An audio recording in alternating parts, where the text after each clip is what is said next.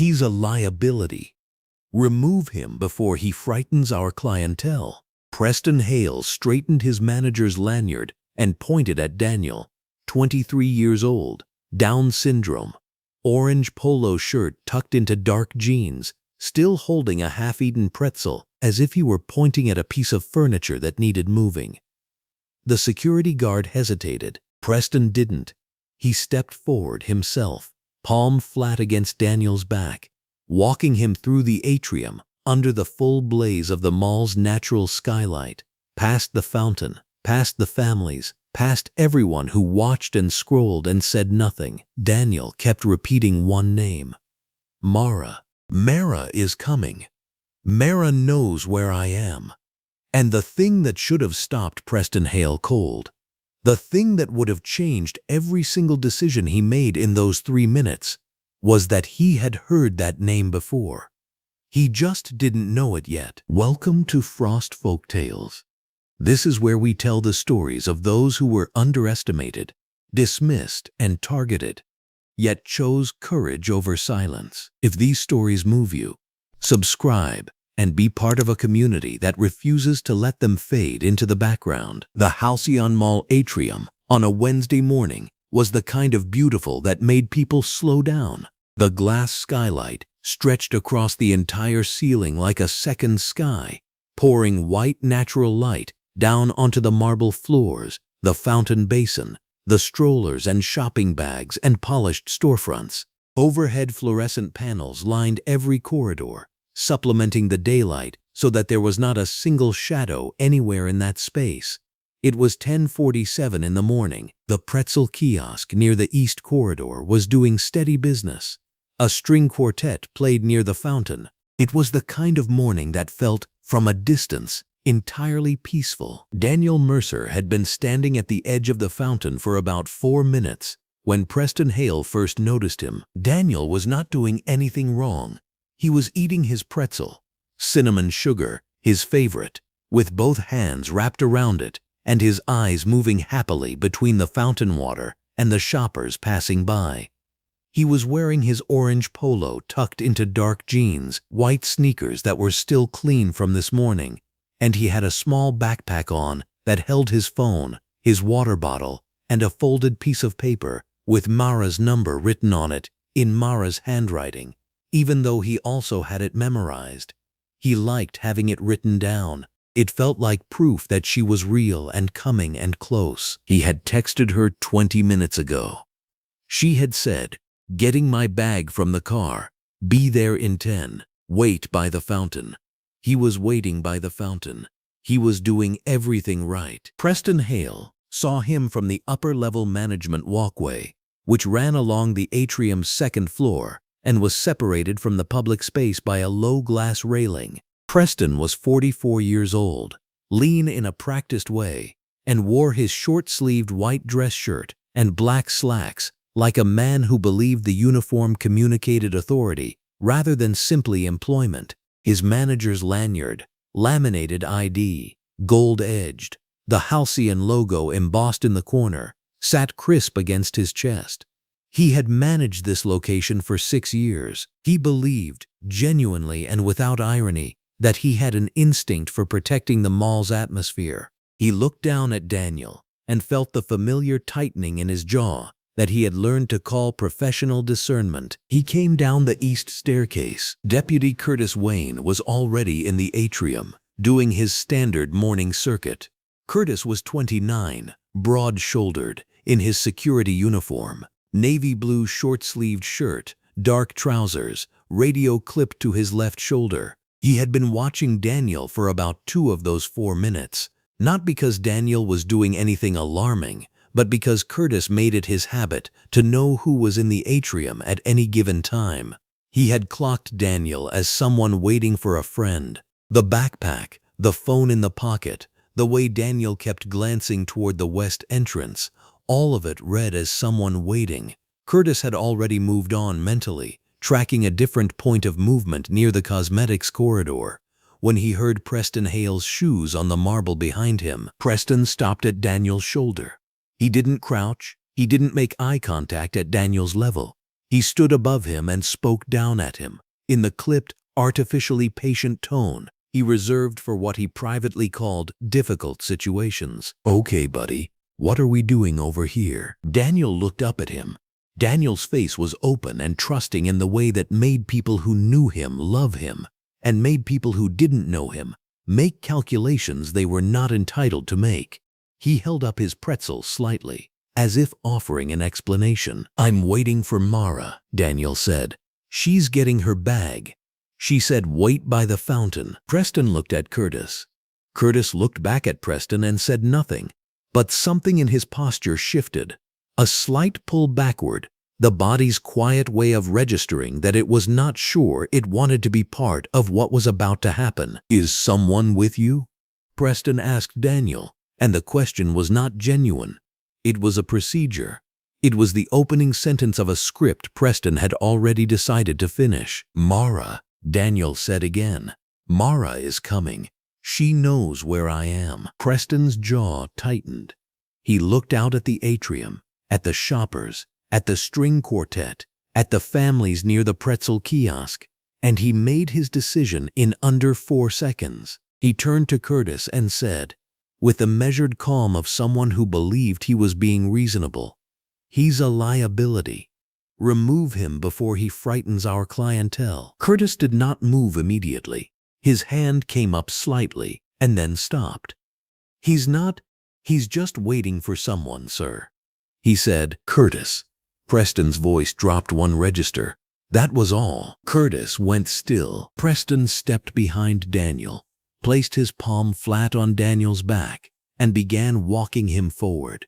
Not shoving, not grabbing, just steering, the way you might redirect a shopping cart that had rolled into the wrong lane, as if Daniel were an obstacle rather than a person, as if the physical contact required no permission, no acknowledgement, no explanation beyond the direction of movement. Daniel started moving because the pressure on his back told him to, and because Daniel Mercer had spent his entire life being taught to trust adults in authority and to cooperate and to not make things difficult. He moved forward, and his face went from open and trusting to confused, the pretzel still in both hands, his backpack shifting slightly with each step, and he turned his head back toward the fountain, as if the fountain could tell him what was happening. "This is not a place for you to wander," Preston said, walking behind him, hand still on his back. "Someone must have lost you." "I'm not lost," Daniel said. His voice was steady, but the smile on his face had become the smile people put on when they are frightened and trying not to show it. "Mara is coming. Mara knows where I am." They were moving through the center of the atrium now, past the fountain, past a woman with a stroller who stopped walking and stared, past a teenager who had already raised his phone, past a man in a suit who turned his head and then turned it back and kept walking. The string quartet played. The skylight blazed overhead, indifferent and beautiful, flooding every inch of the scene with clean white light so that there was no ambiguity in any direction, no shadow to hide in, no angle from which the scene looked like anything other than what it was. "People like you need supervision in a space like this," Preston said. His voice was still patient. That was the most grotesque part of it, the patience. "I'm doing you a favor." "I have supervision," Daniel said. "Mara is coming. She knows where I am." The east exit doors were glass, and they showed the daylight outside. The parking lot, the line of trees along the east boundary, the sky the same color as the skylight, continuous and unbroken. Preston pushed the door open with his free hand and walked Daniel through it, and then he stepped back inside, and the door swung shut between them, and Daniel was outside on the pavement with his pretzel and his backpack and his smile that was not really a smile anymore. And Preston straightened his lanyard and turned back toward the atrium without looking at him again. Curtis Wayne stood 15 feet inside the east doors. He had followed the whole distance and stopped just short of the exit. He was looking at the glass door, at Daniel visible on the other side of it, standing very still, turning slowly to look at the parking lot, then back at the door, and Curtis's hand was on his radio, and he was not pressing anything. Mara saw it from across the atrium. She had come through the west entrance 30 seconds too late. Shopping bag on her left arm, green top under her blue jacket, dark jeans, moving at a comfortable pace because she was looking down at her phone to text Daniel that she was inside. She looked up and caught the last 8 seconds of it, the glass doors swinging shut, the shape of Daniel on the other side, Preston Hale's back as he turned away, Curtis standing motionless with his hand on his radio. She did not understand it yet. She crossed the atrium in long, quick strides, past the fountain, past the pretzel kiosk, eyes locked on the east doors, the shopping bag knocking against her hip, and she pushed through the doors into the daylight. Daniel was on the pavement outside, turning in a slow half-circle, and when he saw her, his entire face changed. Every muscle in it released at once. His eyes went bright, and his smile came back, the real one this time, and he held up his pretzel and said her name the way you say the name of someone you were afraid might not come. Mara. She crossed to him, and her expression was doing two things at the same time. And anyone watching her face in that moment would have seen both of them clearly, because the skylight above the glass entrance was pouring full, uninterrupted morning light across the entire scene. The first thing on her face was relief. The second thing was something else entirely. Something quiet and precise and absolute. Preston Hale had no idea she was a journalist. He had no idea who Daniel's uncle was. He had no idea what the name Mara meant, or what it was already about to set in motion. He was straightening chairs near the fountain.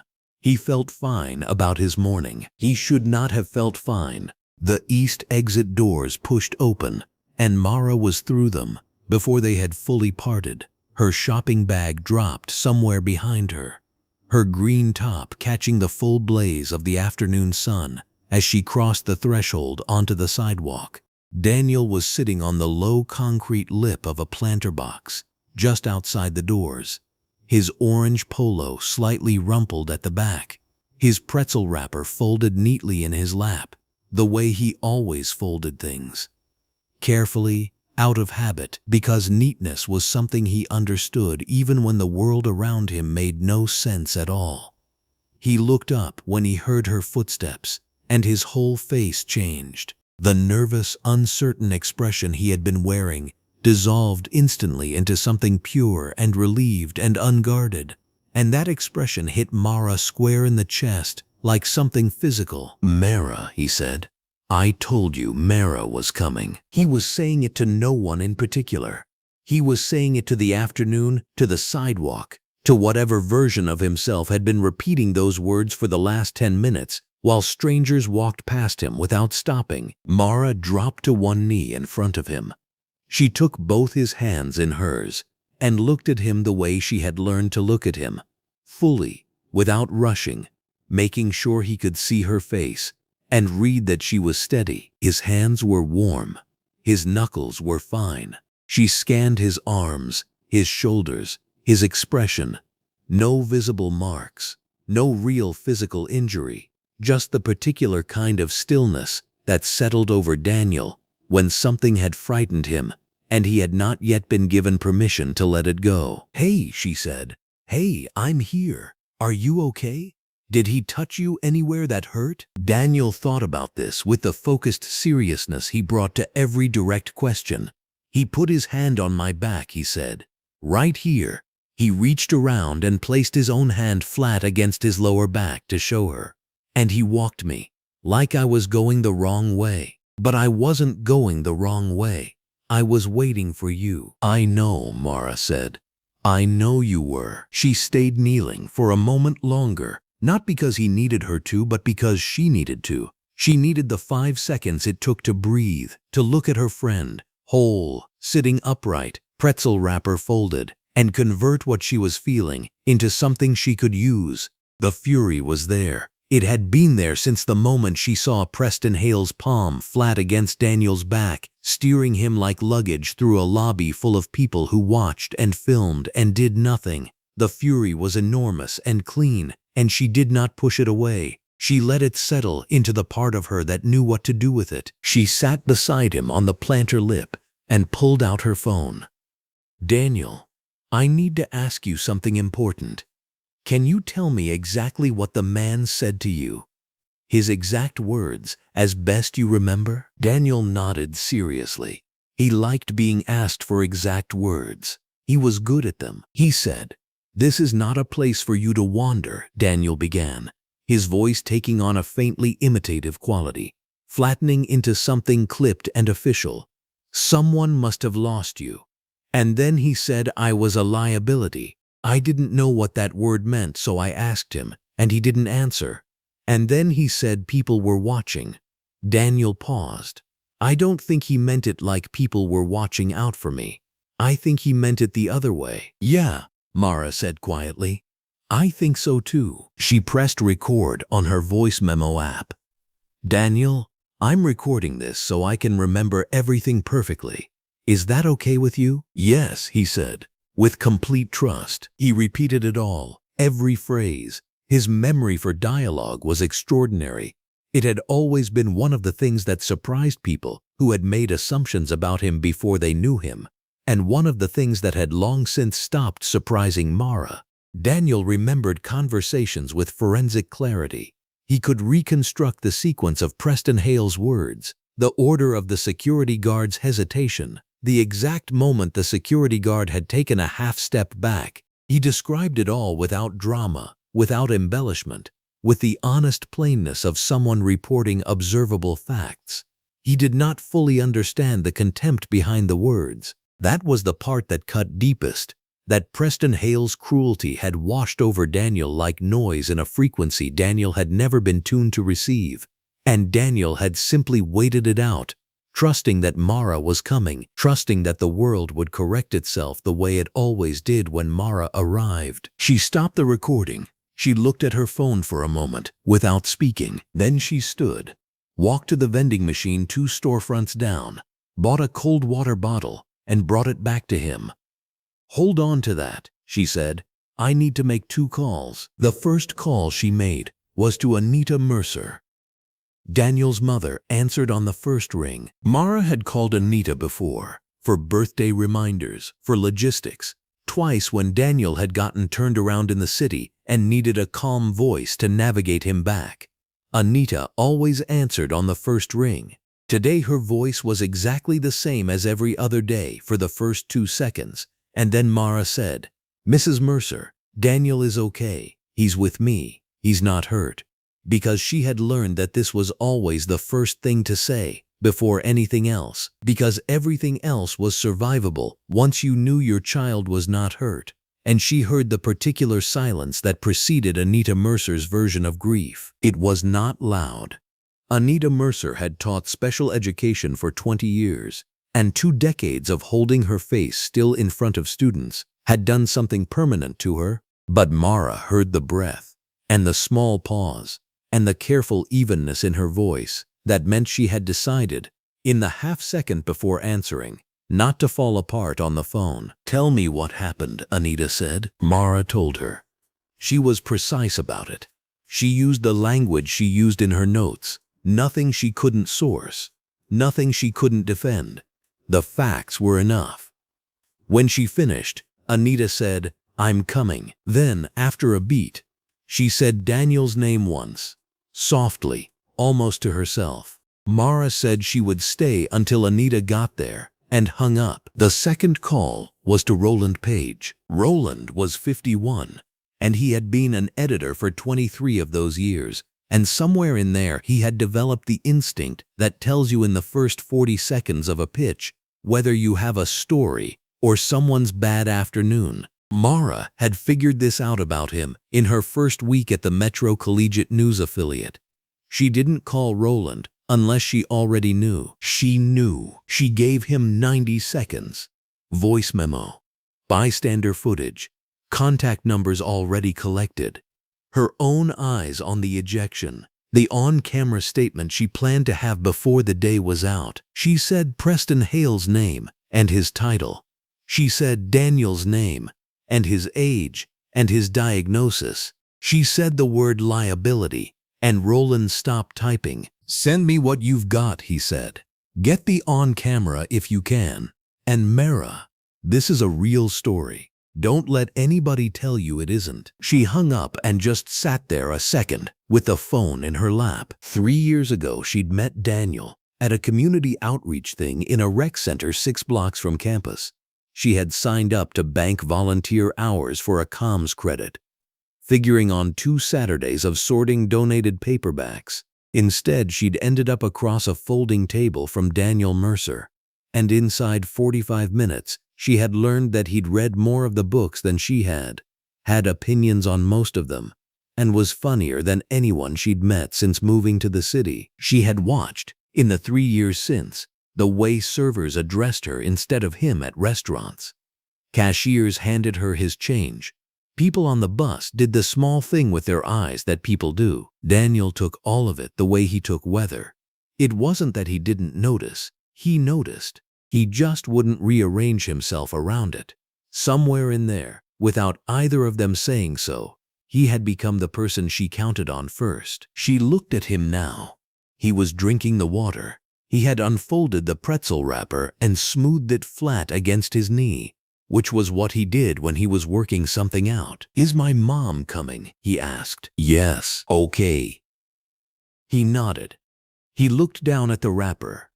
Mara, was that man allowed to do that? She let the pause sit a second. "No," she said, "he wasn't." Daniel nodded again. The small, careful nod he gave to anything he just had confirmed. "Okay," he said. "I thought probably not." Mara stood and straightened her blue jacket. The east entrance doors were glass, automatic, burning with afternoon light. Her phone was in her hand. She had one question she planned to ask Preston Hale on record. She already knew he was going to answer it wrong. She was going to let him. She looked back at Daniel.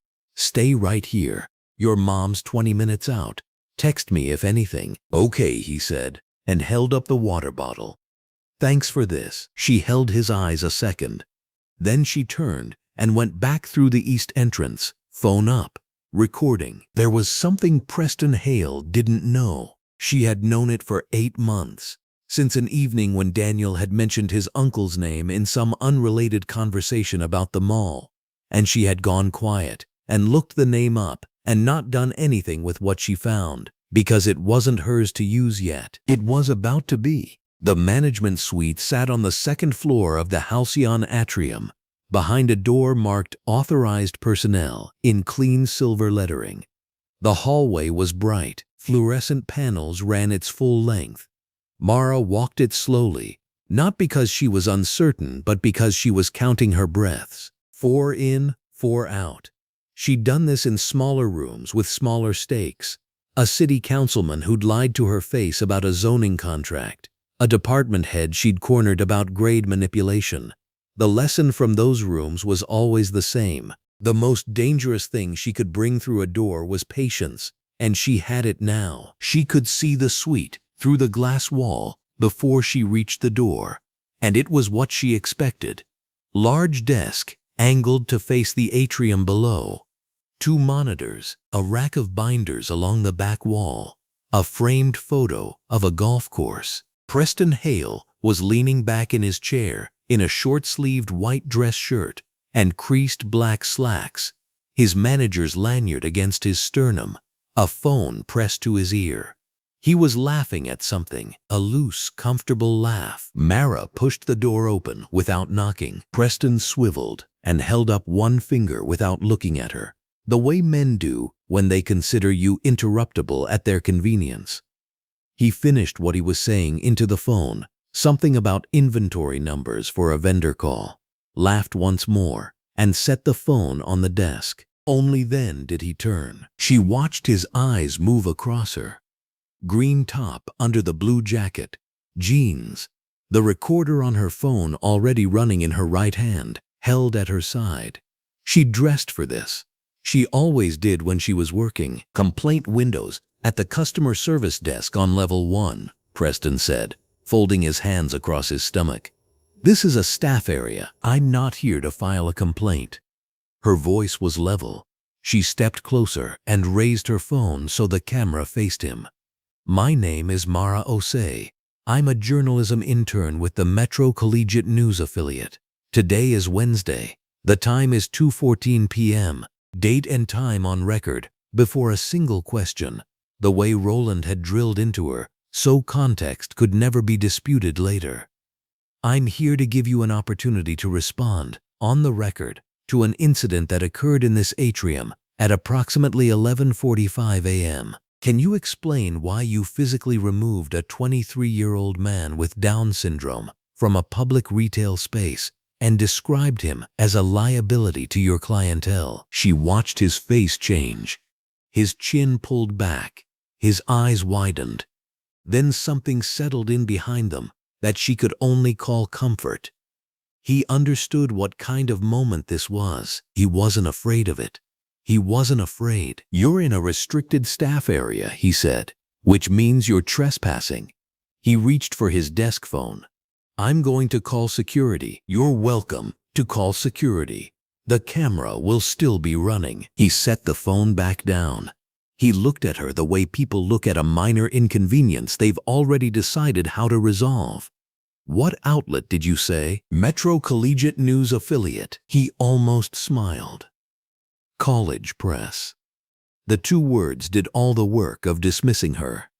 "Okay, I'll give you 30 seconds, since you're clearly very committed." He straightened in his chair, and his voice changed. The rounded vowels and careful cadence of a man who'd been through a corporate communications training and retained exactly enough of it to sound rehearsed. Halcyon Atrium maintains rigorous guest safety protocols. When a guest appears disoriented, unaccompanied, or poses a potential concern to other shoppers, our management team is empowered to respond appropriately. This morning's situation was handled in accordance with those protocols. No malice was intended, and the guest was treated with appropriate care. "He told you his friend was coming," Mara said. "He gave you a name. He wasn't disoriented. He was waiting." Preston tilted his head. "I evaluated the situation based on what I observed." "What you observed was a young man with Down syndrome eating a pretzel in a public atrium. You told him he was a liability. You placed your hand on his back and physically walked him to the exit. I ensured he reached a safe location outside the congested floor area." "He wasn't in a congested area. I have witness accounts and phone footage from 4 individuals who were present." Something shifted fractionally in Preston's expression. Not alarm, but a recalibration. He looked at her phone. Then he stood up, and the height shift was deliberate. It was the kind of movement that worked on people who were already uncertain. Mara did not move. "This interview is over," he said. "You're trespassing in a staff area, and if you don't leave, I will call building security, and then I will call the police. You can print whatever you want in your college newsletter. I manage one of the top-grossing retail locations in this metro district. I've been doing this for 11 years. He came around the edge of his desk and stood with his arms folded, his lanyard swinging once and settling. "I'll tell you what I told my team this morning. This is a premium retail environment. The experience we curate is for a specific type of clientele. People like him don't belong in an environment like this." He paused, and his voice dropped into something quiet and almost conversational, as if he were explaining something obvious to someone slow. "That's not discrimination. That's management." The atrium hummed faintly below the glass wall. Somewhere beneath them, a child was laughing at a display window. The fluorescent lights above Mara's head buzzed with steady, indifferent brightness. Mara did not blink. She did not shift her weight. She let the silence after his last sentence sit in the room and expand, and she let the camera hold on his face for 3 full seconds before she spoke. "Thank you," she said. "I appreciate your time." She lowered her phone, pressed save on the voice memo, and turned toward the door. "That's it?" Preston said behind her. There was a faint edge of something in his voice. Not concern, just the mild confusion of a man who expected more resistance and got none. Mara opened the door without turning around. That's it. She walked back down the fluorescent corridor at the same measured pace she had used coming in. 4 in, 4 out. She passed a young woman in a halcyon polo who glanced at her curiously and kept moving. She passed a wall-mounted directory with a small framed map of the mall's tenant layout. She found the elevator, stepped in, and let the doors close. The elevator was mirrored on 3 sides. She looked at herself in it. Green top, blue jacket, phone in her right hand, the recording saved. And she allowed herself exactly 1 exhale that was not measured, just 1. Then she pulled up her contacts and opened her thread with Felicia Darko. She typed, "We're going tonight." Felicia's response came back in 11 seconds. "Already cleared my schedule. Send me everything." Mara sent the voice memo file. Then she sent the 3 bystander video clips she had received that afternoon from shoppers who had responded to her social media call-out. Then she sent the voice recording of Daniel's account, his voice warm and matter-of-fact and devastating in its precision. She labeled the files in order. She knew Felicia would understand immediately what sequence they needed to run in, what the caption needed to do, where the weight of the story lived. That was what Felicia was. A translator between truth and audience. The person who understood that information did not become power until it reached the right number of eyes at the right moment. Mara stepped out of the elevator onto the main atrium floor. The halcyon atrium blazed around her under its glass skylight. The afternoon sun flooding through the panels overhead, every surface lit clean and sharp. She stood still for a moment near the fountain and looked up at the 2nd floor through the glass wall of the management suite. Preston Hale was back at his desk. He had his chair angled toward his monitors, the phone resting in its cradle, his hands moving across a keyboard.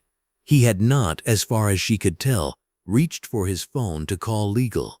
He had not paged HR. He had not even, from what she could observe, relayed the conversation to anyone.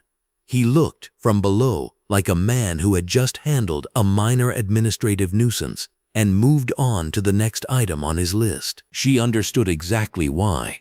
She was a college journalism intern. He was an 11-year manager of a top-grossing retail location. She had a phone camera and a college media outlet. He had a lanyard and a corporate communications script and the quiet, unexamined certainty that people like her did not have the reach to matter. What he did not know, what she had not told him, because he had not earned the information and because timing was everything, was the name Daniel had said in the atrium this morning. Not Mara's name, the other name, the name he had said calmly, almost absently, between bites of his pretzel, the way you say the name of someone you trust completely. Clifton. My Uncle Clifton said he might come by today.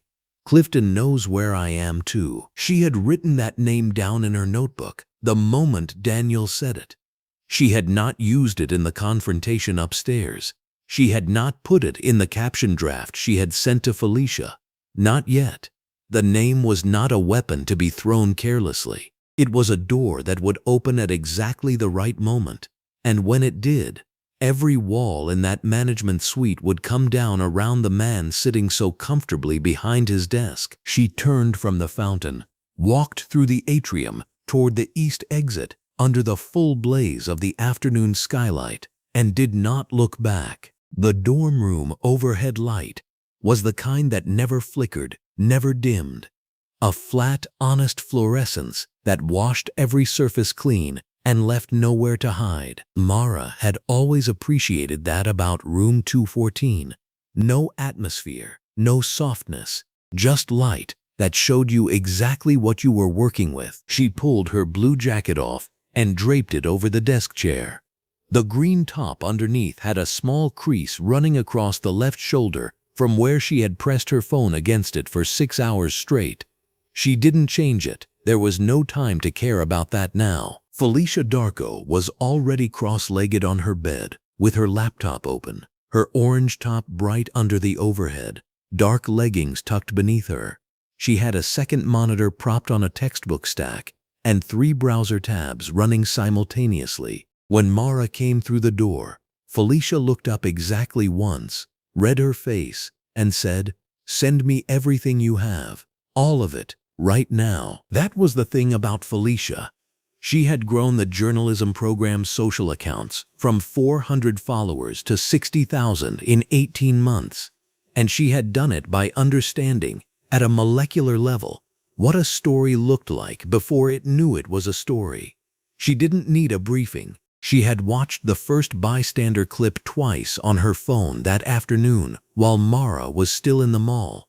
And she had sent one text, "Tonight." Mara sat down at her desk and began transferring files. The original voice memo, Daniel's account, recorded outside the east exit under afternoon daylight, his voice careful and sincere as he repeated Preston Hale's words back with the unconscious accuracy of someone who had no reason to reshape them. 3 separate bystander videos from shoppers who had responded to Mara's social media call-out within 2 hours of her posting a single sentence asking for anyone who had been in the Halcyon atrium before noon to reach out. A 40-second clip from a woman named Therese who had been standing near the fountain.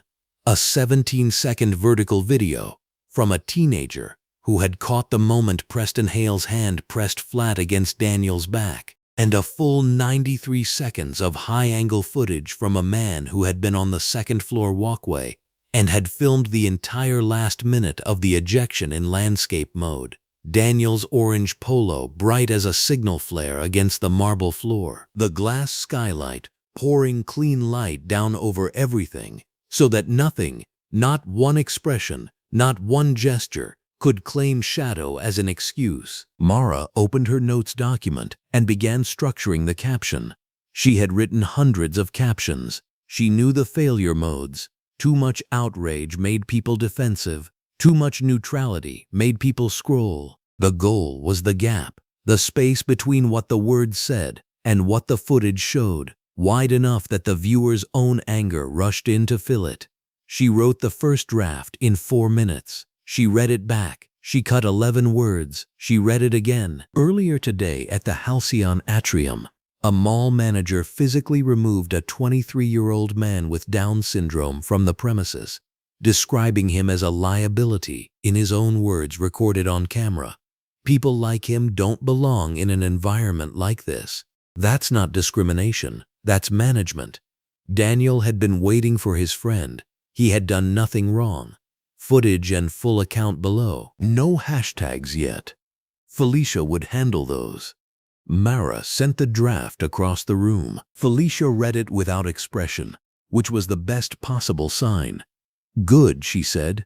"Don't touch it." The editing took 3 hours. Felicia worked with the quiet, surgical focus of someone who understood that the sequence was everything, that the same 5 clips arranged in the wrong order could produce sympathy or confusion or nothing at all, while the right order produced something that moved through a person and left a mark. She opened with the 93-second walkway footage because it established scale, the size of the atrium, the number of people present, the absolute public nature of what had been done to Daniel. She let it run in full. No cuts, no music. The ambient sound of the mall, the fountain, the distant retail murmur, the echo of Preston Hale's voice giving direction to a young man who was not resisting him, did more than any score could have. Then she cut to Daniel's voice memo.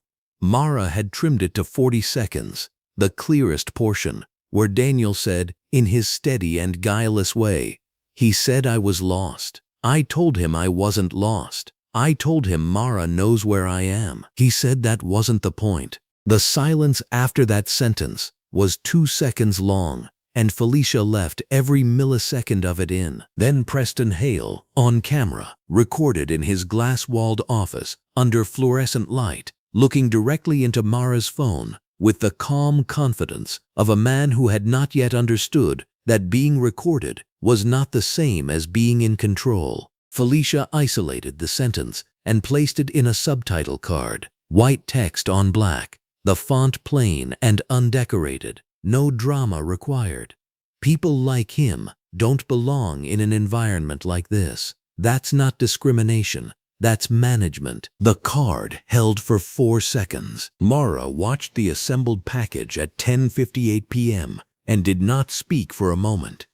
Then she said, "Send it to Roland." Roland Page received the package at 11:02 p.m. He was in his home office. Mara knew this because she could hear his desk chair in the background when he answered, and he watched it without interrupting the call. The silence from his end was the particular silence of someone who had been in journalism long enough to know the difference between a story and a story that matters. When he spoke, his voice was level. "This is clean. The sourcing is clean. The footage is original. And the on-camera statement is unambiguous.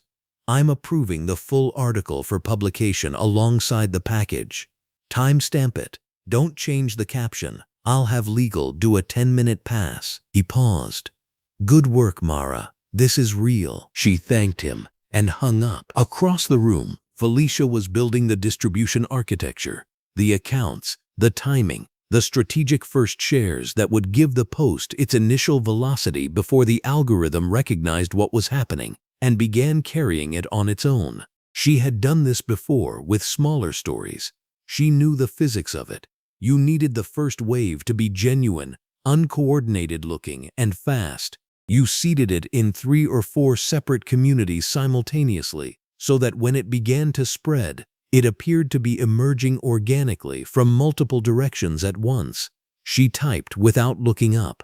"Roland sign off?" 11:47, Mara said, reading the email timestamp. "Good. We go at midnight." At 11:59 p.m., Mara was sitting on the edge of her bed, green top, hands in her lap, watching Felicia's cursor hover. She thought about Daniel eating cereal in the morning, probably the way he always did, watching cartoons with the volume up too loud because he liked feeling the sound in the room. She thought about Anita Mercer's voice on the phone that afternoon, the measured tears, the way she had said thank you in a tone that was not gratitude so much as recognition, the sound of a woman who had been fighting this particular fight for 23 years and had just learned she was not fighting it alone. She thought about the name she had included in the article, the name that Roland had flagged and then approved and then read back to her once more, just to confirm she had it right. The name she had not yet mentioned to anyone outside that article.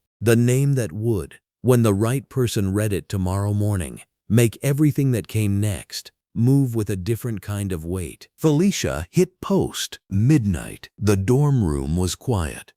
The overhead light hummed its honest hum. Outside, somewhere across the city, the Halcyon Mall was in its closing hour.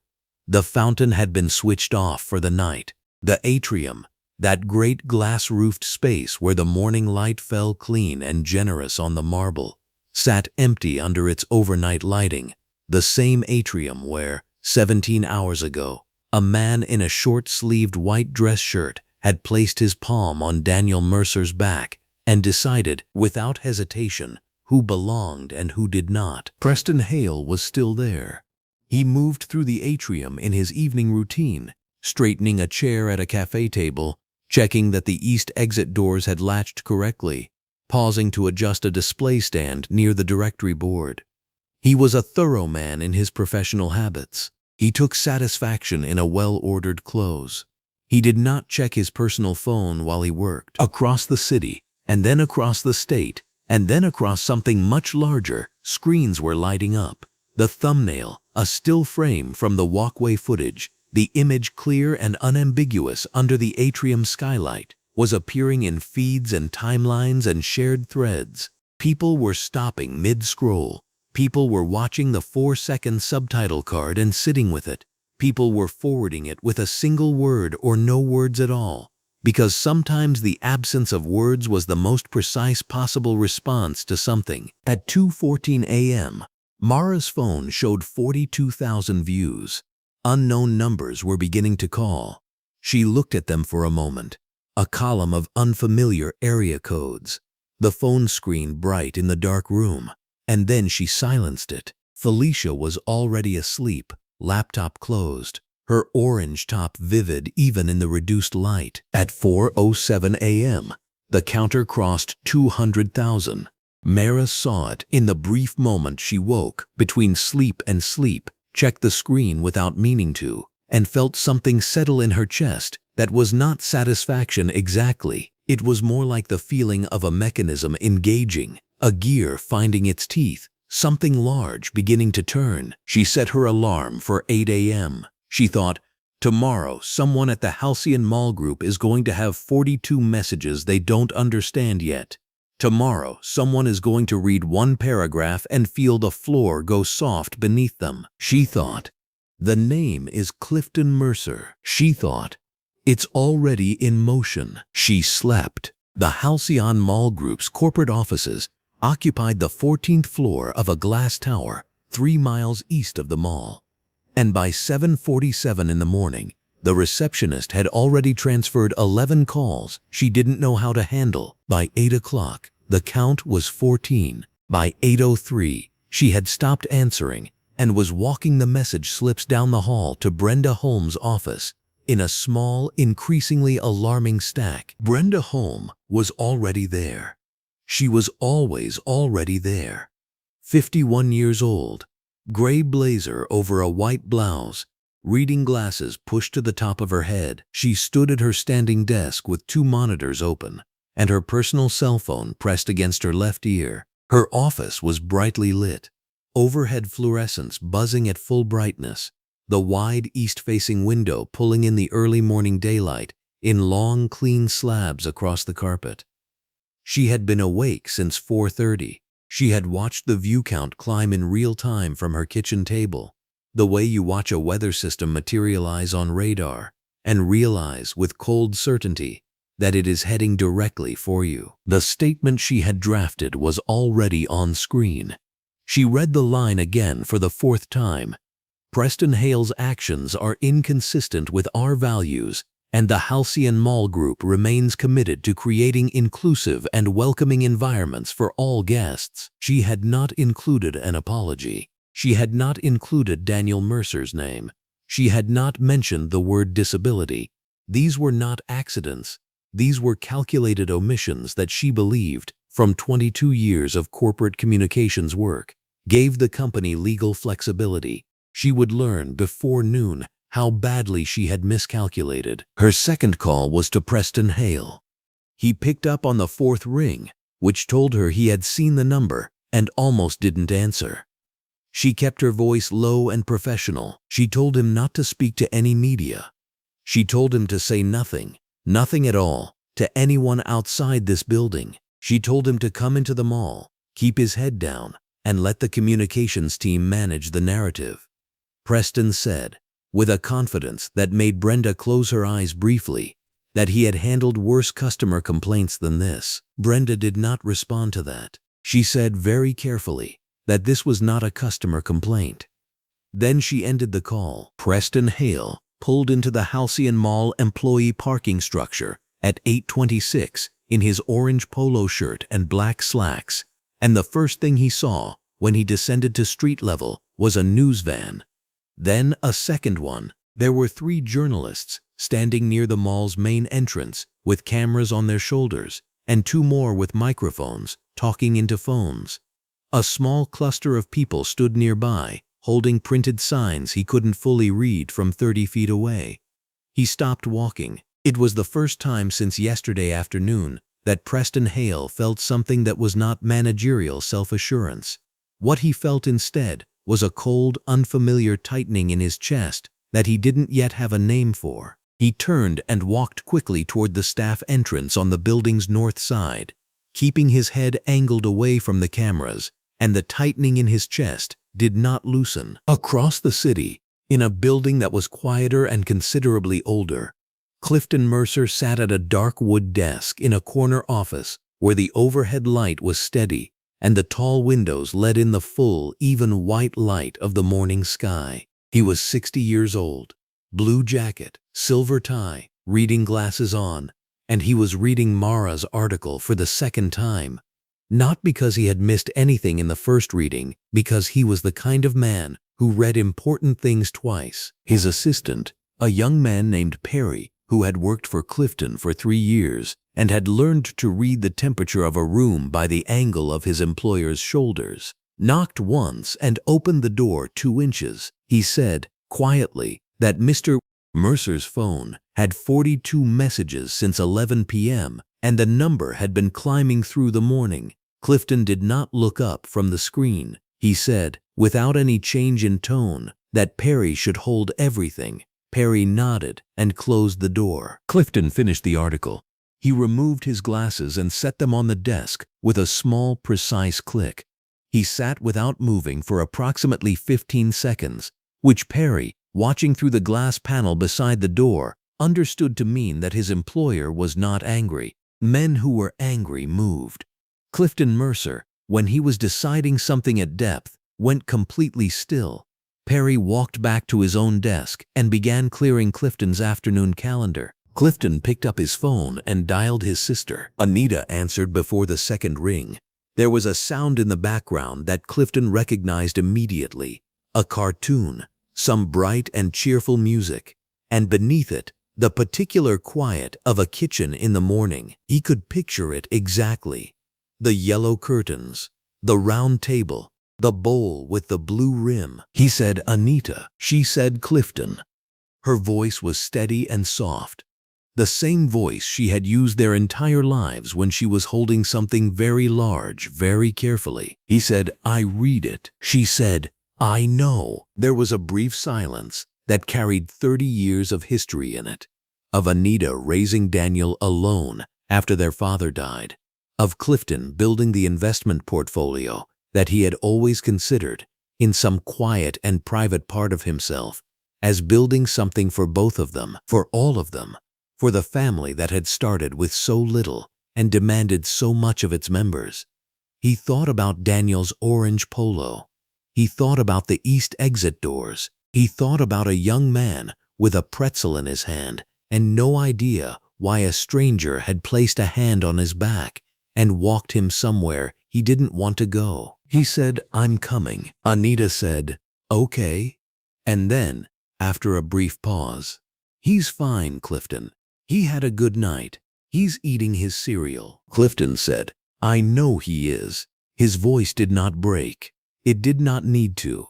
I'll be there by 10. In the kitchen of Anita Mercer's house, the morning light came through the yellow curtains at a low, warm angle and fell across the round table where Daniel sat, with a bowl of cereal and a cartoon running on the small television on the counter. He was in a gray long-sleeved shirt and track pants, his hair still pressed flat on one side from sleep, and he was watching the screen with complete contentment, his spoon moving between the bowl and his mouth in an unhurried rhythm. He had slept well. He always slept well. The night before, Anita had sat beside him on the couch after his bath and read to him for 40 minutes, and he had fallen asleep before the chapter ended, the way he had since he was small. He was not thinking about the mall.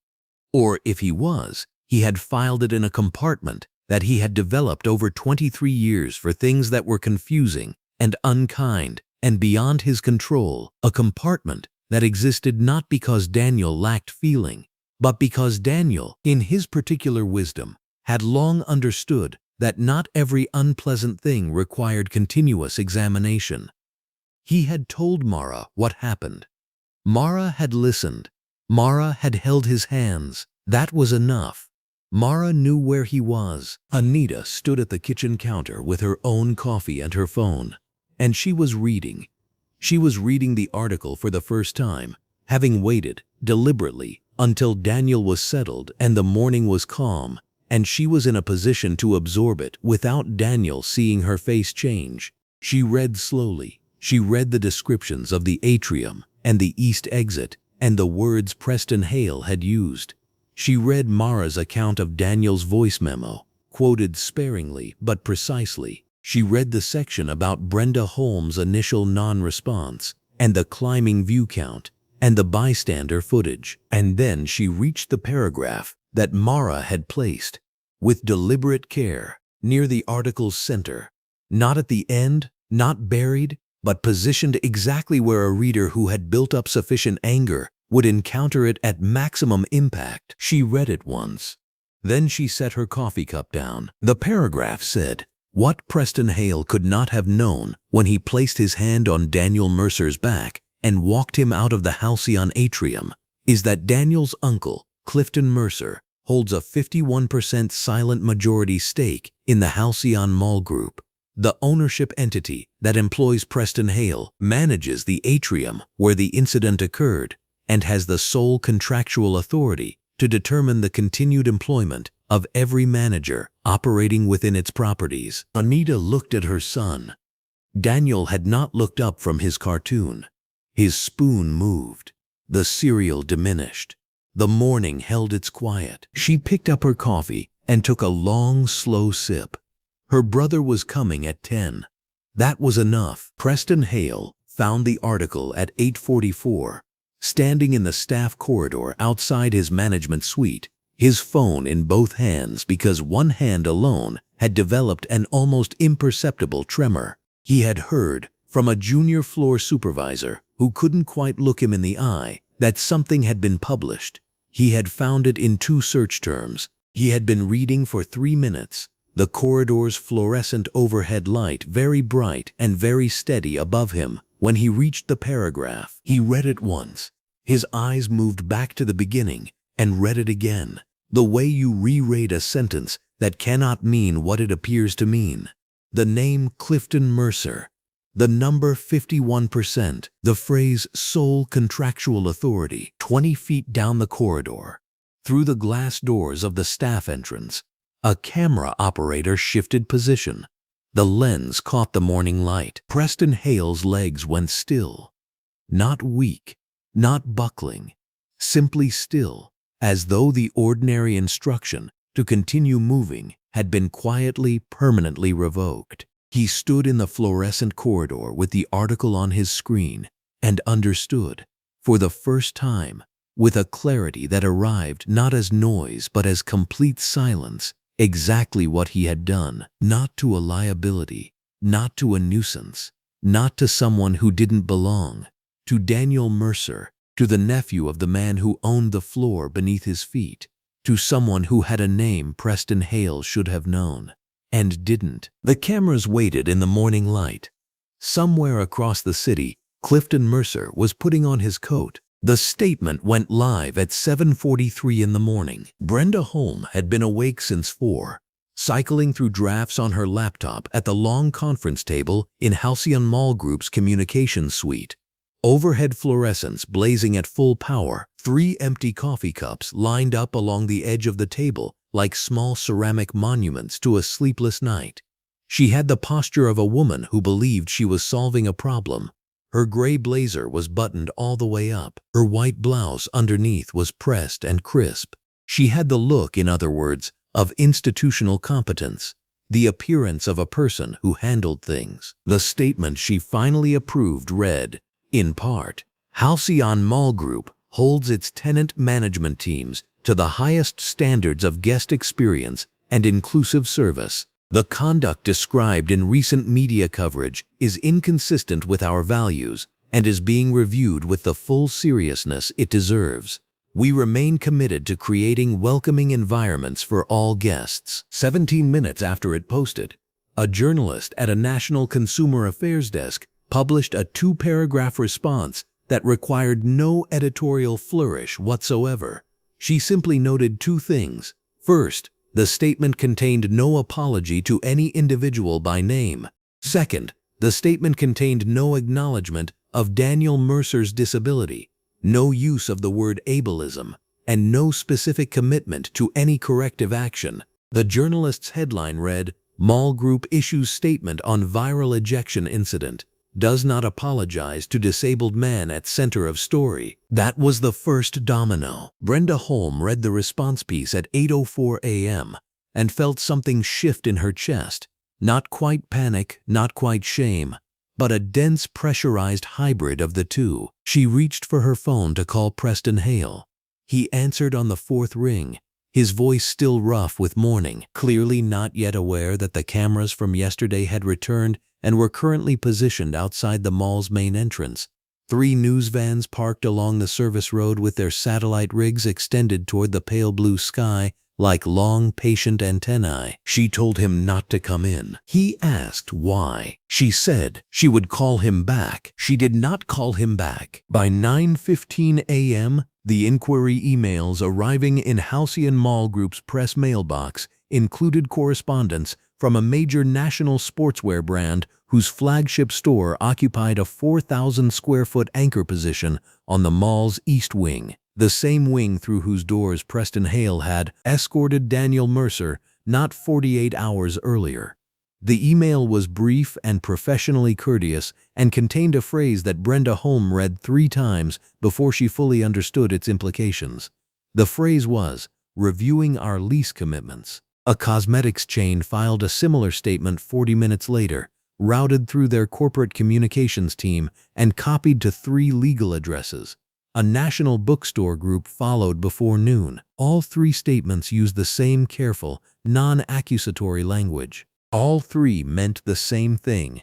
The tenants were preparing an exit. If Halcyon Mall Group could not demonstrate decisive, transparent, and named accountability, the anchor stores, the businesses whose presence made the mall a destination, whose rent checks funded the group's operating margins, were signaling that they would reconsider their positions. Brenda Holmes stared at the 3rd email for a long time. Then she called the group's legal team. She learned that someone had already called them first. Solomon Birch had placed his call at 8:50 a.m. He identified himself, confirmed that he represented Clifton Mercer in his capacity as majority stakeholder in the Halcyon Mall Group's parent ownership structure, and stated in a tone of complete and unhurried calm that he wished to schedule a formal meeting with the group's senior legal counsel for the following morning at 9 o'clock. He did not issue threats. He did not use elevated language. He did not need to. The architecture of his call did the work for him. The identification of his client, the nature of the stakeholder relationship, and the timing of the request communicated everything that explicit threats never could. He confirmed the meeting, thanked the legal team's assistant by name, and ended the call. He had been on the phone for 4 minutes and 11 seconds. He noted the time in his call log and moved on to his next task. The legal team called Brenda home immediately after. That was when her day truly began to fall apart. Across the city, in a dorm room lit by a wide window flooding the desk with full morning light, Mara sat in her chair with her phone propped against a stack of journalism textbooks, green top under her blue jacket, hair pulled back, a glass of water on the desk beside her laptop. She had been on recorded calls since 7. This one was with a producer at a national news affiliate who had introduced herself with a clipped, direct energy that Mara immediately recognized as professional respect. The producer asked sharp questions. Mara answered every single one. She did not talk about herself. Every time the producer angled a question toward Mara's experience as a journalism student, toward the mechanics of how the story went viral, toward what it felt like to confront Preston Hale in his office, Mara redirected with a precision that was not evasion but moral architecture. She said, in response to one such question, "What matters here isn't how the footage spread. What matters is what the footage shows." Daniel Mercer is a 23-year-old man who was eating a pretzel in a public atrium. He was not disturbing anyone. He was not threatening anyone. He was waiting for his friend. And a man in a position of institutional authority decided that Daniel's presence in that space was a problem to be managed, rather than a life to be respected. The producer asked whether Mara believed this was an isolated incident. Mara paused for exactly 1 beat, the way Roland Page had once told her skilled interviewers do, holding space so that the answer lands with weight. "Disabled people of color navigate this kind of treatment every single day," she said. "In stores, in restaurants, in medical offices, in schools. What made this incident different is that someone happened to be recording. The treatment itself is not exceptional. That's the story." The producer thanked her, confirmed the clip would run in the early afternoon broadcast, and asked if Mara would be available for a follow-up tomorrow. Mara said yes, ended the call, and sat for a moment looking out the window at the sky. She thought about Daniel eating his cereal at home, watching cartoons while his mother watched the news. She thought about his voice on the memo she had recorded outside the east exit, the careful, precise way he had repeated Preston Hale's words back to her, not with anger, because Daniel processed the world through a lens that was in many ways kinder than anyone around him deserved, but with the quiet bewilderment of a person who had been told again that he was out of place. She thought about that, and she let it sit in her chest for a moment, cold and clarifying, and then she opened her laptop and began updating her notes for the follow-up piece. Her inbox flagged a new message at 11:22 a.m. The sender was the Metro Collegiate News Affiliate's Public Journalism Inquiry address. The subject line read, "Eyewitness, Halcyon Mall Incident, willing to go on record." The name in the sender field was Curtis Wayne. Mara read the email twice. Then she read it a third time. Deputy Curtis Wayne had been employed by Halcyon Mall Group's security contractor for 4 years. He had been on shift the morning of the incident. He had been standing 8 feet from Preston Hale when Preston placed his palm flat on Daniel Mercer's back and began steering him toward the exit. His email was 4 paragraphs long, written in plain, undecorated language. He explained that he had hesitated because he was not certain that Preston Hale had any legal or procedural basis for the removal. He explained that he had not verbally intervened because Preston Hale was his managerial superior, and he had not known in the moment how to override that hierarchy. He explained that he had been watching the coverage since the night before, and that he had not been able to sleep. He said he wanted to submit a formal written statement confirming that Preston Hale had acted without legal cause, that Daniel Mercer had not been disruptive, that Daniel had not been warned, had not been offered assistance, and had not been told he could return with a caregiver or family member. He said that Preston Hale had not consulted Wayne before initiating the removal. He said that Preston Hale had, in his exact words, told Wayne to just keep up as he moved Daniel toward the doors. He ended the email by saying he understood if this affected his employment. He said he had thought about it, and he felt it was the right thing to do. Mara forwarded the email to Roland Page with a single line, "We have the witness." Roland responded in 3 minutes. "Get his written statement formally witnessed and dated. Do it today." By 4 o'clock that afternoon, the written statement was signed, dated, and submitted.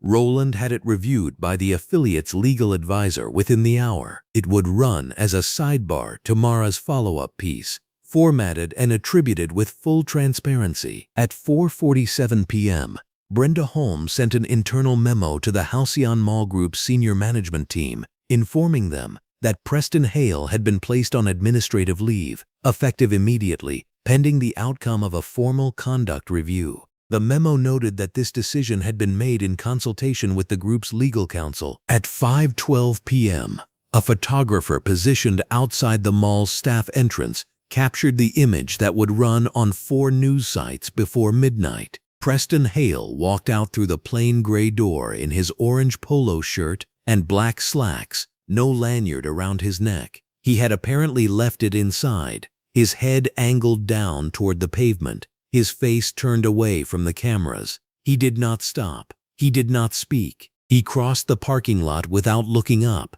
got into his car, and drove away. In the photograph, the afternoon sun was bright and direct overhead. Every detail was visible. There was nowhere to hide in that light. Mara saw the photograph, shared in her notifications at 5:31 p.m. She looked at it for a moment. She thought about Daniel's voice, saying, "Mara is coming. Mara knows where I am." She saved the photograph to her folder, labeled it for the record, and went back to writing. The morning was not over yet, not even close. The Halcyon Mall Group's headquarters occupied the 14th floor of a building made almost entirely of glass. And on a Thursday morning, with a cloudless sky pressing down on the city, the boardroom caught every photon of it, Fluorescent panels burned overhead in a double row of cool, clinical white. Floor-to-ceiling windows ran the full length of the east wall, and the morning skylight poured in without apology, illuminating every surface, every face, every crease in every collar. There was nowhere to hide in that room. Whoever designed it had either loved transparency or understood that discomfort was a negotiating tool. Either way, this morning, it was doing exactly what it was built to do. Clifton Mercer arrived at 8:47, not early enough to seem eager, not late enough to seem careless. His blue jacket was pressed without a single crease, his silver tie sitting exactly where it always sat, his leather document folder placed flat on the table with both hands before he pulled out his chair. He did not look around the room when he entered. He did not nod to the executives already seated. He simply sat down at the far end of the long conference table, opened his folder 1 inch, and was still. Solomon Birch sat to his right. Navy suit, white shirt, no tie. He set his own folder on the table, uncapped a pen, and wrote the date in the top corner of a yellow legal pad. He did not look up from the pad when the door opened and the halcyon executives filed in. There were 3 of them. Brenda Holmes sat directly across from Clifton, a gray blazer buttoned tight over a white blouse, her reading glasses pushed to the top of her head as though she had been reviewing documents all morning, which she had. To her left sat Marcus Greer, the group's COO, a broad-shouldered man in a pale blue shirt who had not slept in 36 hours and whose eyes showed every hour of it.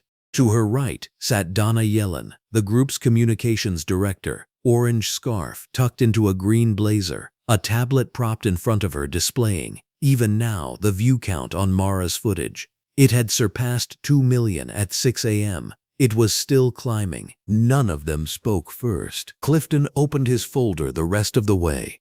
He smoothed the top page with one flat palm, the gesture unhurried, almost meditative. Then he looked up, and for the first time, he looked directly at Brenda Holmes. "I'm going to speak for approximately 11 minutes, he said. "I'm not going to ask questions during that time. You are welcome to take notes." His voice was not loud. It did not need to be.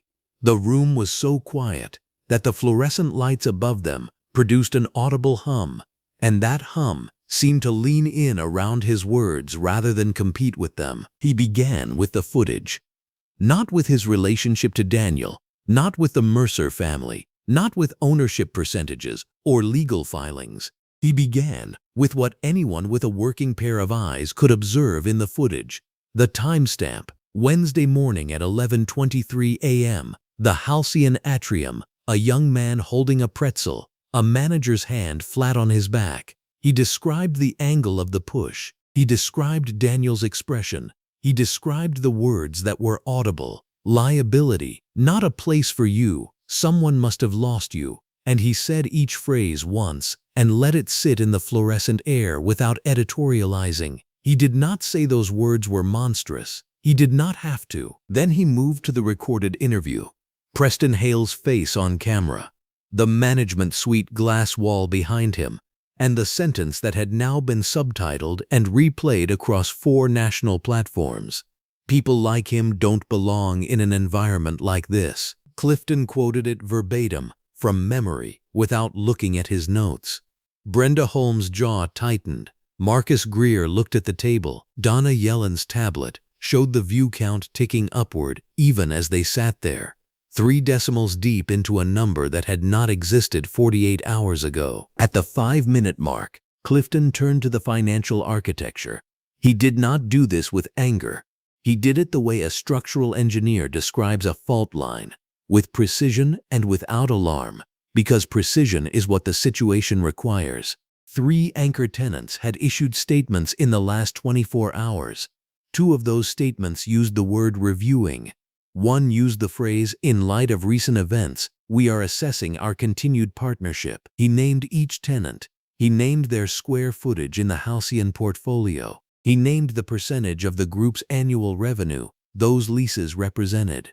He placed no inflection on any of the numbers. The numbers were sufficient. At the 8-minute mark, he addressed the internal communications, specifically Brenda Holmes' statement issued the previous morning, which had described Preston Hale's conduct as inconsistent with company values and had not contained Daniel's name, had not referenced his disability, and had not included an apology. He said the statement had been noted by every journalist covering the story, had been cited by name in the national affiliate segment that aired the prior evening, and had been interpreted, broadly and correctly, as an attempt to manage optics rather than acknowledge harm. He said the word noted the way someone might say recorded or documented. Without heat, without drama, just the fact of it. Brenda Holmes opened her mouth once. Clifton looked at her without expression, and she closed it. At the 11-minute mark, he reached into his folder and removed 3 documents.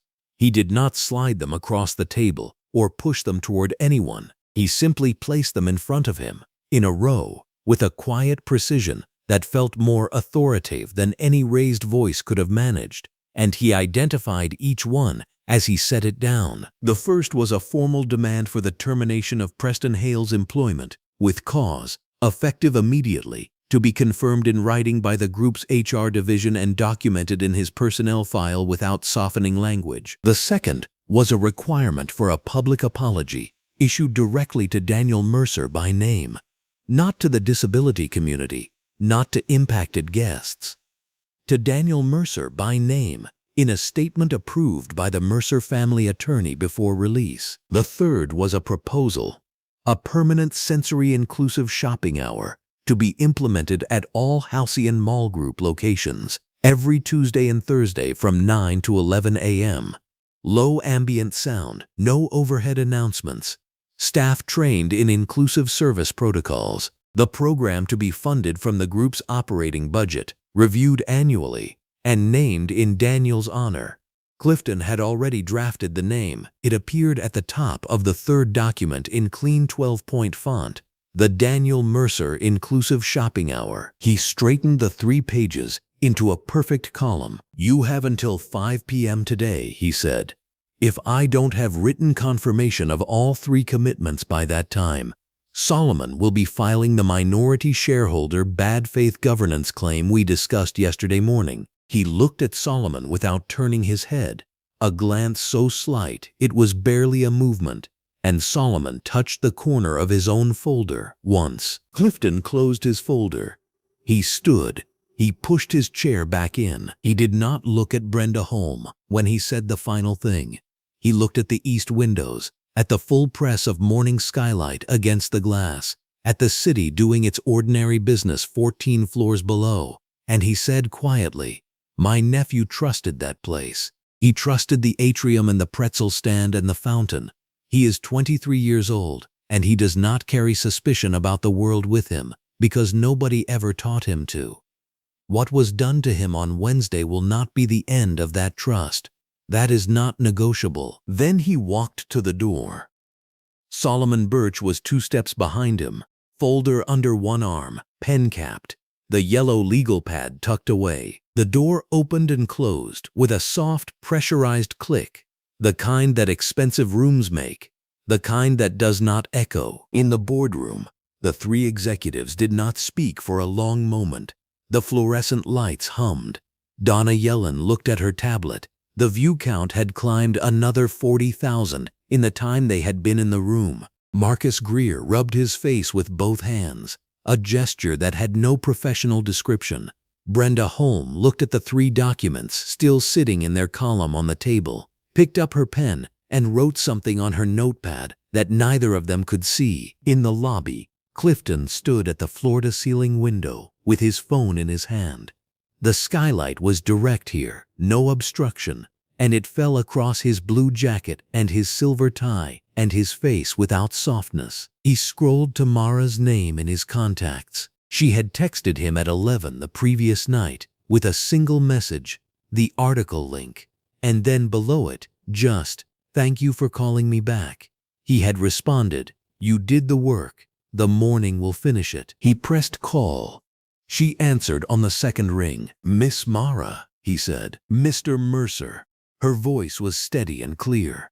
He could hear a campus somewhere behind her, wind and distant conversation, and the particular ambient sound of a life that was still very much in forward motion. "The morning went well," he said. A pause. Not a long one. "How well? All 3 commitments will be confirmed before 5 o'clock. Another pause. "The 3rd one will have his name on it permanently." He heard her exhale. Just once, just briefly, the controlled breath of someone who had been carrying something very heavy for 36 hours and had just been permitted to set it down. "Tell him," Mara said. "I will," Clifton said. He ended the call and stood in the skylight for another moment before moving toward the elevator. Solomon was already there, holding the door. 14 miles across the city, in the kitchen of a first-floor apartment, Preston Hale's phone rang on the counter beside his coffee mug. He looked at the screen. It was a number from Halcyon's corporate HR division. He looked at it for 2 rings. On the 3rd, he picked it up. His manager's lanyard was looped over the cabinet handle beside the sink, the laminated ID badge catching a small rectangle of light, the Halcyon logo printed in dark blue across its face. He did not look at it while he listened. He did not look at anything in particular. By the time the call ended, the coffee in his mug had gone cold, and the lanyard had not moved at all. 3 days. That's all it took. By Wednesday morning, the Halcyon atrium looked almost embarrassingly good. The skylight was doing its job. The marble was doing its job. The fountain was running. And over by the south corridor, some barista was calling out names like he was working a busier shift than he actually was. Strollers, shopping bags, the gates of a few stores being shoved up by people who clearly hadn't had enough coffee yet. 72 hours earlier, this had been the most talked about address in the country. Now it was a mall again. That counted for something. Daniel came through the east entrance first, in the orange polo and the dark jeans and the new white sneakers he'd picked out himself at the store near his house. He'd texted Mara about those sneakers 4 separate times, each text adding one more detail he'd left out of the last one. They squeaked a little on the marble. He walked the way he always walked, which is to say, like nothing was on fire. Chin up, no rush, already looking around for something to be interested in. The fountain got his attention first, then the smell of coffee. Mara was next to him. Green top, blue jacket, recorder in her bag and switched off, for once. Her notebook was in there too, because the notebook always was, but she hadn't touched it since the night before, and she wasn't planning to. Today she wasn't the intern. She was just the person who happened to be walking in next to Daniel Mercer. They didn't make it 10 steps. A woman with 2 shopping bags pulled up short, looked at him, looked again. "Daniel, right? I saw the story. I just wanted to say, you deserved so much better than what happened here." Daniel blinked, took a second with it, then gave her the smile that uses his whole face. "Thank you. I like your earrings." The woman laughed out loud. Her friend said she'd seen the piece online and shared it, and Daniel nodded along like he was being briefed on something he'd already been told. A teenager off to the side caught his eye and lifted a hand, and Daniel lifted one back. He didn't make a thing of it. Mara didn't say anything. There was nothing to say. Anita and Clifton were already over at the fountain. Anita in the soft yellow dress, hands folded in her lap, sitting the way someone sits when they've spent 3 days not letting themselves cry and are finally allowing the option. When she saw Daniel coming, her face went through about 4 things at once, none of them clean. She was already standing by the time he got to her. She opened her arms and he walked straight into them, and they stayed there a while, and the mall kept moving around them like nothing unusual was happening, because by then nothing unusual was. Clifton Mercer stood a few feet away in his blue jacket, silver tie loosened by 1 degree from where it had been in the boardroom 3 days ago. He watched his sister hold his nephew and did not move or speak. When Daniel finally turned and saw him, Daniel said, "Uncle Cliff, did you see my sneakers?" Clifton looked down at the sneakers. He said, very serious, "Those are excellent sneakers, Daniel." Daniel said, "I know, I picked them." Clifton said, "I know you did." He put his hand on Daniel's shoulder and left it there. Mara reached the fountain, and Anita Mercer reached for her first. The hug was brief and complete. Anita said, against her ear, "You gave him his name back." That was all she said. Mara did not have a response for that, so she did not attempt one. She just held on for a moment longer and then stepped back. A mall employee appeared at the edge of the group. Young, new, wearing a clean green polo with the Halcyon logo. Her expression carefully composed between professional and uncertain. She asked if Daniel and his family needed anything. Could she help with anything at all? Would they like to be seated somewhere comfortable? She was trying hard, and it showed. Daniel looked at her with full attention and asked, his voice completely matter-of-fact, "Do you still have the cinnamon sugar pretzels?" The employee said, "Yes, absolutely we do." Daniel said, "I'll take 2. The employee nodded, as though this were the most important assignment she had received all month, which in a way it was, and went to get them. They sat near the fountain, the 5 of them, arranged in the easy configuration of people who know each other and do not need to perform comfort. Clifton spoke quietly with Mara about the piece, her writing specifically, the precision of it, the restraint. He said, "You let the facts do the work." She said, "That's what Roland keeps telling me." He said, "Roland is right." She said she knew. The pretzels arrived. Daniel ate the first one with focused appreciation and held the second one with the seriousness of someone who was not finished yet. The fountain ran. The skylight blazed. Somewhere behind them, near the east entrance, the bronze plaque caught the light the same way the marble floors did. Steady, unhurried, permanent. The Daniel Mercer Inclusive Shopping Hour. Every Tuesday and Thursday, 9 to 11 a.m. Mara had seen it when they came in. She had stopped for exactly 3 seconds, read it twice, and then kept walking because Daniel was already ahead of her, and she did not want to fall behind. But she had read it. She would always remember reading it. The name on that plaque was not a consolation. It was not a settlement. It was a correction, the kind that gets bolted to a wall so that the next person who walks through that door understands what this place owes and what it has committed to. Her phone rang at 10:30. Roland Page. She stepped a few feet from the fountain and answered. He said without a greeting, 4 national pickups as of this morning, with 2 more pending confirmation. Biggest single-day readership in the outlet's history by a factor of 3. She said, "Is that right?"